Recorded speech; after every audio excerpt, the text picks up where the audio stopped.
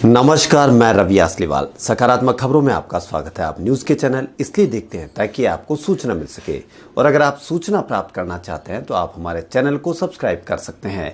लेकिन यदि आपको ऐसे चैनल देखने हैं जिसमें सिर्फ किसी का अपमान होता हो, मन में गंदगी भरने का काम होता हो, और हाँ, आपको बच्चों की फीस से, अपने बच्चों के रोजगार से, बढ़ती हुई महंगाई से, बढ़ते हुए पेट्रोल के दामों से, और जो अभी देश में चल रहा है किसान के आंदोलन से, हो सकता है किसानों को भटकाया जा रहा हो सकता है किसान सही हो।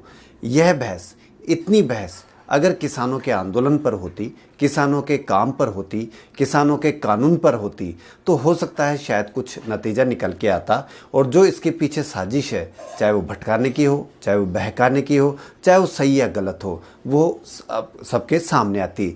लेकिन इससे आपको कोई फ़र्क नहीं पड़ता हो तो अब आप लड़ाई झगड़े की जो आप दिन भर देखा करते हैं वो भी बहस देख सकते हो। लेकिन उससे आप पर क्या फ़र्क पड़ेगा कह नहीं सकते, आपके बच्चों पर क्या फ़र्क पड़ेगा यह आप सोच सकते हो। वो तो हम कह नहीं सकते, लेकिन उसके बारे में आप सोच सकते हो।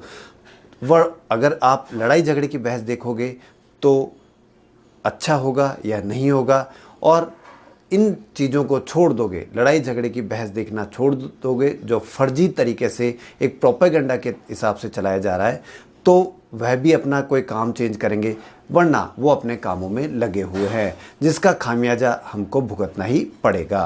तो इसलिए या तो खामियाजा भुगतने के लिए तैयार हैं, या ऐसे चैनल्स को सब्सक्राइब करें, या ऐसे चैनल्स को देखें जिसमें सिर्फ समाचार हो, न्यूज़ हो, वरना और 50 तरह के सीरियल चलते हैं, उसको आप देख सकते हो लड़ाई झगड़े के लिए।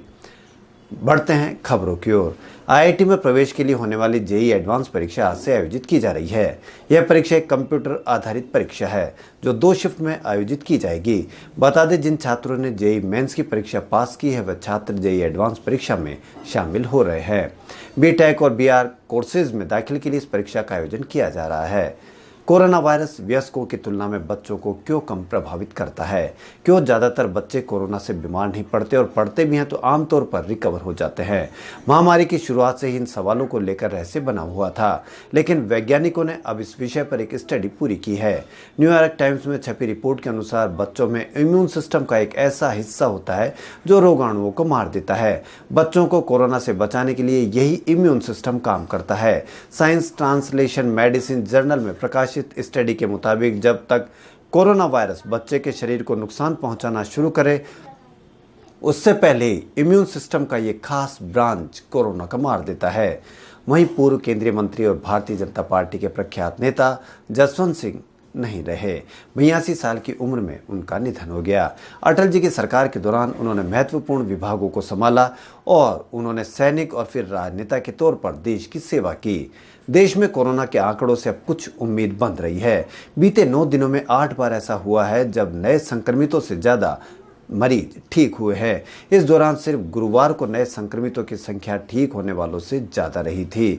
बीते 5 दिन में से 3 दिन टेस्टिंग 11 लाख से ज़्यादा हुई, लेकिन संक्रमितों का आंकड़ा 90,000 से कम ही रहा।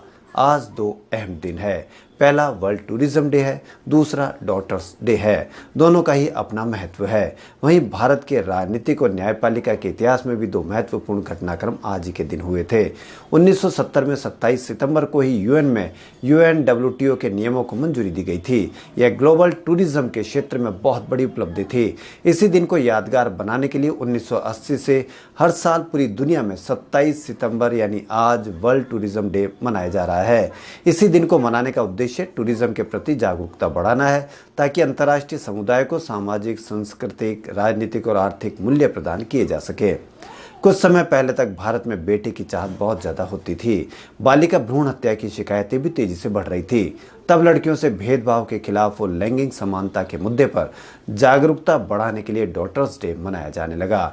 आमतौर पर लड़कियों को समर्पित यह दिन सितंबर के चौथे रविवार को मनाया जाता है। आज चौथा रविवार है, इसलिए यह मनाया जा रहा है। इस साल 27 सितंबर को भारत में डॉटर्स डे मनाया जा रहा है। यूएस, यूके, कनाडा और जर्मनी समेत कुछ और देश हैं जो डॉटर्स डे मनाएंगे। कुछ देशों में 25 सितंबर को, कुछ देशों में 1 अक्टूबर को भी डॉटर्स डे मनता है। कृषि बिलों की वजह से एनडीए में फूट पड़ गई। शिरोमणि अकाली दल एनडीए से अलग हो गया। 9 दिन पहले हरसिमरत कौर ने मोदी सरकार में मंत्री पद से इस्तीफा दिया था। अकाली दल ने लोकसभा और राज्यसभा में इन बिलों का विरोध किया। भाजपा और अकाली दल पिछले 22 साल से साथ थे। कृषि बिलों का विरोध सबसे ज्यादा पंजाब और हरियाणा में हो रहा है। वहीं प्रधानमंत्री नरेंद्र मोदी ने शनिवार को तीसरी बार संयुक्त राष्ट्र महासभा की 75वीं बैठक को संबोधित किया। उन्होंने किसी भी देश का नाम लिए बिना कहा कि भारत दुनिया का सबसे बड़ा लोकतंत्र है। विश्व की 18% से ज्यादा जनसंख्या, सैकड़ों भाषाएं, बोलियां, अनेकों पंथ, अनेकों विचारधारा वाली है। जो देश वैश्विक अर्थव्यवस्था का नेतृत्व सैकड़ों वर्षों तक करता रहा और सैकड़ों साल तक गुलाम रहा। जब तक हम मजबूत थे तो सताए नहीं, हम जब मजबूर थे तो बोझ नहीं बने। भारत समेत दुनिया भर के 180 देशों से ज़्यादा कोरोना वायरस का खौफ देखने को मिल रहा है। अभी तक 3.28 करोड़ से ज़्यादा लोग इस संक्रमण की चपेट में आ चुके हैं। यह वायरस 10 लाख के करीब ज़्यादा संक्रमितों की मौत हो चुकी है। भारत में भी हर रोज कोविड-19 के मामले बढ़ रहे हैं। स्वास्थ्य मंत्रालय द्वारा आज आंकड़ों के अनुसार देश में कोरोना संक्रमितों की संख्या लगभग 60 लाख के करीब हो गई है। वहीं पिछले 24 घंटों में कोरोना के 88,600 नए मामले सामने आए। कोरोना संकट के बीच पश्चिम बंगाल में अक्टूबर से यानी 1 अक्टूबर से सिनेमा घर को खोलने की अनुमति दी जा रही है। राज्य की मुख्यमंत्री ममता बनर्जी ने इसकी जानकारी दी। मुख्यमंत्री ने ट्वीट किया, सामान्य परिस्थिति की ओर लौटते हुए जटरास, प्ले, ओएटी, सिनेमा, म्यूजिकल और डांस कार्यक्रमों, म्यूजिक शो को 1 अक्टूबर से 50 या इससे कम लोगों के साथ खोलने की अनुमति होगी। इस दौरान लोगों को सोशल डिस्टेंसिंग के नियमों का पालन करना होगा, मास्क लगाना होगा और अन्य प्रोटोकॉल को फॉलो करना होगा। वहीं राजस्थान में शिक्षक भर्ती में अनारक्षित पद एसटी अभ्यर्थियों से भरने की मांग को लेकर चौथे दिन भी हिंसक प्रदर्शन जारी रहा। उदयपुर के खेरवाड़ा में प्रदर्शनकारी पहाड़ियों पर जाकर बैठ गए। वे यहां से सारी गतिविधियों पर नजर रखे हैं। वहीं आदिवासी जनप्रतिनिधियों के साथ अफसरों ने बैठक की।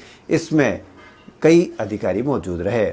वहीं राजस्थान में बढ़ते कोरोना संक्रमण को लेकर मुख्यमंत्री अशोक गहलोत ने शनिवार को पक्ष और विपक्ष के जनप्रतिनिधियों, विभिन्न सामाजिक संगठनों और एक्टिविस्ट के साथ वीडियो कॉन्फ्रेंसिंग के जरिए बातचीत की। मुख्यमंत्री ने कहा कि कुछ राज्यों में पूर्व में सप्ताह में 2 दिन लॉकडाउन लगाया गया था, लेकिन केंद्र का कहना है कि 2 दिन का लॉकडाउन संक्रमण रोकने के लिए उपयोगी साबित नहीं होता है, इसीलिए लॉकडाउन का कोई मतलब नहीं होता है। पूर्व में लंबा लॉकडाउन लगने से रोजमर्रा के काम कर आजीविका चलाने वालों के समक्ष रोजी रोटी का भी संकट खड़ा हो गया था। वहीं शनिवार को राजस्थान जयपुर में 415 पॉजिटिव मिले, इनमें से 1 की मौत हो गई। अब तक 19,841 में से 317 लोग दम तोड़ चुके हैं। अच्छी बात यह है कि 12,383 मरीज ठीक होकर डिस्चार्ज किए जा चुके हैं। वहीं देश में कोरोना संक्रमितों की संख्या भले ही बढ़ रही हो, लेकिन उद्योगों में शुरू हुए कामकाज से देश की अर्थव्यवस्था पटरी पर लौटने लगी है। लॉकडाउन के दौरान एमआईए में बंद हुए उद्योगों में से 95% इकाइयों में फिर काम शुरू हो गया है। एमआईए में मौजूद समय में करीब 550 छोटी बड़ी फैक्ट्रियां चालू हो गई है। प्रधानमंत्री नरेंद्र मोदी अपने मासिक रेडियो कार्यक्रम मन की बात की। प्रधानमंत्री ने देश से लोगों से कोरोना संक्रमण से बचने की अपील की। उन्होंने हर प्रकार के एहतियात बरतने की बात कही। प्रधानमंत्री ने यह भी कहा कि जब तक दवा नहीं आ जाती, जब तक कोई ढिलाई नहीं बरतनी चाहिए। महात्मा गांधी को याद करते हुए प्रधानमंत्री ने कहा कि गांधी जी के विचार आज ज़्यादा प्रासंगिक है। 2 अक्टूबर हमारे लिए प्रेरक और पवित्र दिवस है। वहीं वित्त मंत्रालय ने जीएसटी क्षतिपूर्ति उपकर विधि से 47,271 करोड़ के डायवर्जन के आरोपों को खारिज किया। बता दें, जीएसटी क्षतिपूर्ति उपकर निधि में जीएसटी उपकर को स्थानांतरित किया जाता है और जिसमें से राज्यों को मुआवजा दिया जाता है। मंत्रालय ने कहा कि राज्य और केंद्र शासित प्रदेशों को पूरी तरह भुगतान किया गया था। वहीं गूगल आज यानी 27 सितंबर को अपना 22वां जन्मदिन मना रहा है। हालांकि गूगल 4 सितंबर को लॉन्च हुआ था। गूगल के जन्मदिन के खास मौके पर हर साल कंपनी एक खास डूडल बनाती है। इस बार भी कंपनी ने एक खास वीडियो डूडल बनाया है। वहीं लाडनू जैन विश्व भारती संस्थान के आचार्य काल्लू कन्या महाविद्यालय में मासिक व्याख्यान माला के अंतर्गत शुक्रवार को प्राचार्य प्रोफेसर आनंद प्रकाश त्रिपाठी ने भारतीय दर्शन की भविष्योन्मुखी दृष्टि पर बोलते हुए कहा कि दर्शनों को आमतौर पर आत्मा, परमात्मा, मोक्ष आदि विषयों के लिए जाना जाता है, लेकिन इन सब का आम आदमी के जीवन पर क्या प्रभाव होता है और जीवन की समस्याओं से समाधान में भी इन दर्शनों की कोई भूमिका होती है, इस पर भी विचार किया जाना चाहिए। उन्होंने विभिन्न भारतीय दर्शनों की मूलभूत विषय वस्तु के बारे में जानकारी देते हुए बताया कि भारतीय दर्शन निसंदेह आध्यात्मिक है, परंतु उनमें जीवन जीने का तरीका भी है और उनमें समस्याओं के समाधान भी है। प्रोफेसर त्रिपाठी ने दर्शन के आम जीवन से सरोकार के बारे में विवरण देते हुए कहा कि चारवाक दर्शन एक ऐसा ही दर्शन है। खबरों में फिलहाल इतना ही। यदि आपको हमारा चैनल पसंद आए तो लाइक, सब्सक्राइब और शेयर अवश्य करें। धन्यवाद।